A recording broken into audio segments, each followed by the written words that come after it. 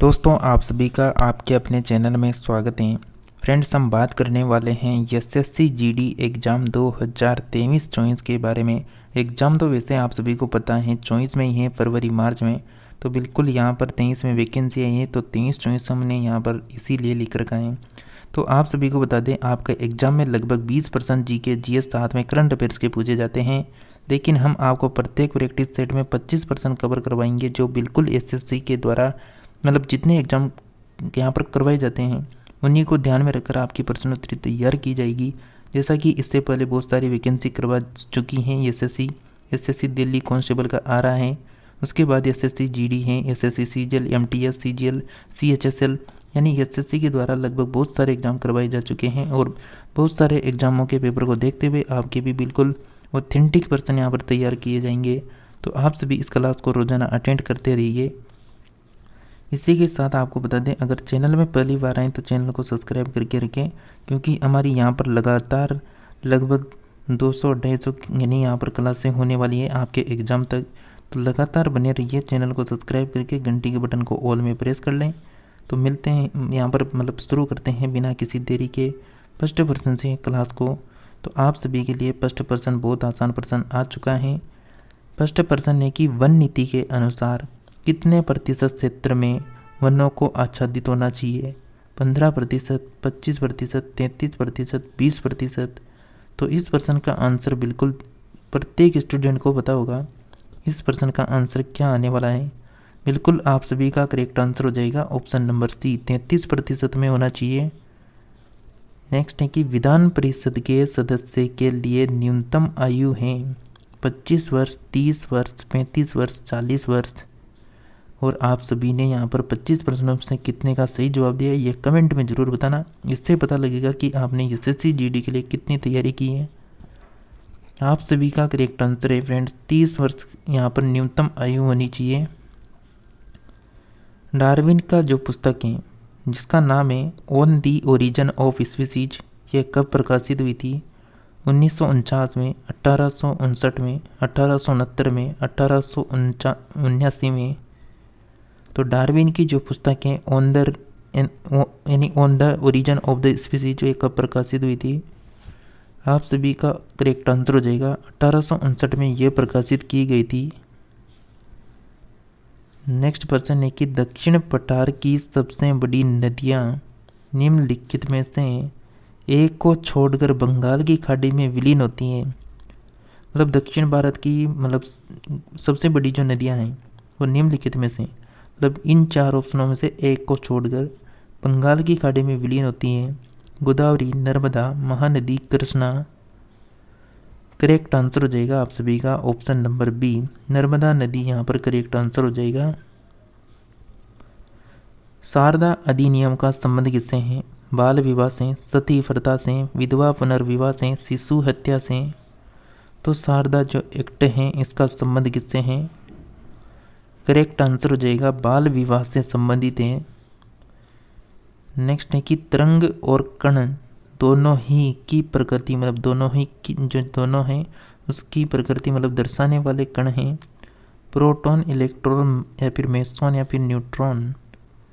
तो तरंग और कण दोनों की ही प्रकृति दर्शाने वाले कण हैं। सही आंसर हो जाएगा यहाँ पर electron, option number B correct answer हो जाएगा।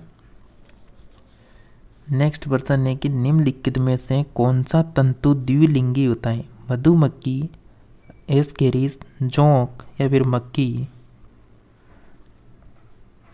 निम्नलिखित में से कौन सा है जो जंतु द्विलिंगी होता है? सही आंसर हो जाएगा जोंक यहाँ पर करेक्ट आंसर है आपका। नेक्स्ट पर्सन है जी यानी SGST का पूर्ण रूप क्या है? आपके ऑप्शन है sale and goods service tax, sale goods skill tax, state goods service tax, state and goods sale tax. तो क्या आंसर आएगा यहाँ पर आप सभी का? SGST का पूर्ण रूप क्या होने वाला है? आप सभी का करेक्ट आंसर हो जाएगा यहाँ पर state goods service tax correct answer हो जाएगा यहाँ पर। नेक्स्ट पर्सन की बात करें, संयुक्त राष्ट्र संघ के महासचिव की नियुक्ति की जाती है महासभा द्वारा, सुरक्षा परिषद, अंतर्राष्ट्रीय न्यायालय या फिर सुरक्षा परिषद की सिफारिशों पर महासभा द्वारा। तो संयुक्त राष्ट्र संघ के जो महासचिव हैं उसकी नियुक्ति किसके द्वारा की जाती है?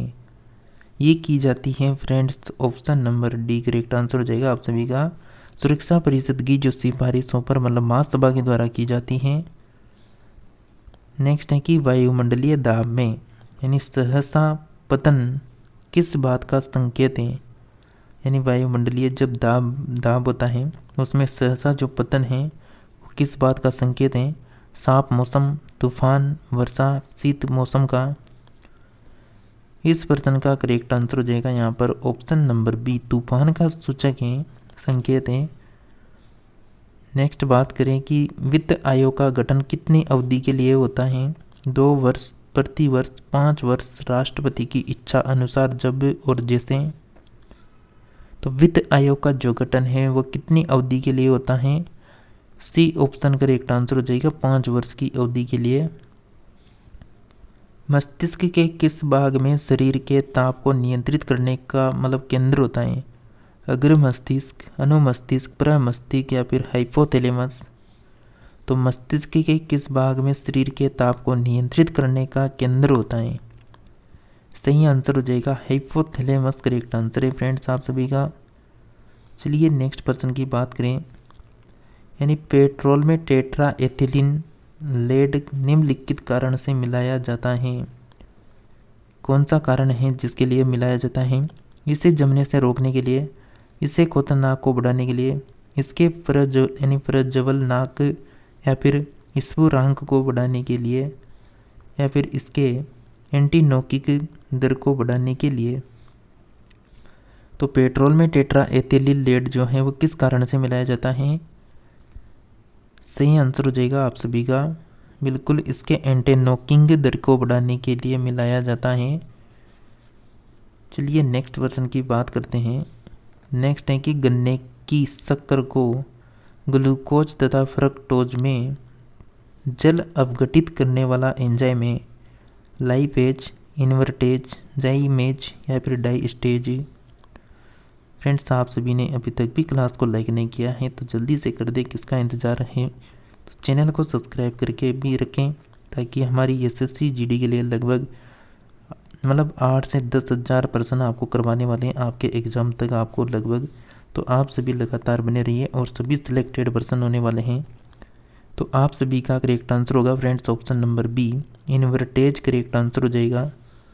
चलिए नेक्स्ट प्रश्न है कि मालवा, गुजरात, महाराष्ट्र किस शासक ने पहली बार जीता था? हर्ष ने, स्कंदगुप्त ने, विक्रमादित्य ने, चंद्रगुप्त मौर्य ने। तो मालवा, गुजरात, महाराष्ट्र किस शासक ने पहली बार जीता? आप सभी का correct answer Chandragupta Maurya correct answer होगा। नेक्स्ट बात करें कि सांची किस कला व मूर्ति कला का निरूपण करता है? जैन, बौद्ध, ईसाई, मुस्लिम। तो सांची किस कला व मूर्ति कला का निरूपण करता है? आप सभी का करेक्ट आंसर हो जाएगा फ्रेंड्स बिल्कुल ऑप्शन नंबर यहाँ पर बी करेक्ट आंसर हो जाएगा, बौद्ध करेक्ट आंसर होगा आप सभी का। नेक्स्ट प्रश्न है मेगस्थनीज ने भारतीय समाज को कितनी श्रेणियों में विभाजित किया था? 4, 5, 6, 7। तो मेगस्थनीज ने भारतीय समाज को कितनी श्रेणियों में विभाजित किया? सही आंसर हो जाएगा 7 option number D correct answer हो जाएगा आप सभी का। नेक्स्ट है कि कौटिल्य के अर्थशास्त्र में किस पहलू पर प्रकाश डाला गया है? धार्मिक जीवन में, आर्थिक जीवन में, सामाजिक जीवन में या फिर राजनीतिक नीतियाँ में। कौटिल्य के अर्थशास्त्र में किस पहलू पर प्रकाश डाला गया? राजनीतिक नीतियाँ करेक्ट आंसर हो जाएगा आप सभी का। निम्नलिखित में से कौन सा क्षेत्र अशोक के साम्राज्य में सम्मिलित नहीं था? बिहार, श्रीलंका, कलिंग, अफगानिस्तान। तो कौन सा क्षेत्र है जो अशोक के साम्राज्य में सम्मिलित नहीं था? सही आंसर है option number B, Sri Lanka correct answer हो जाएगा। नेक्स्ट बात करें किस स्तंभ में अशोक ने स्वयं को मगध का सम्राट बताया?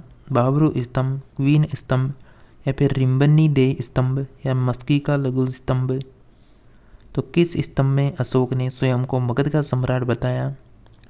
सही आंसर है ऑप्शन नंबर ए, बाबरू स्तंभ करेक्ट आंसर हो जाएगा।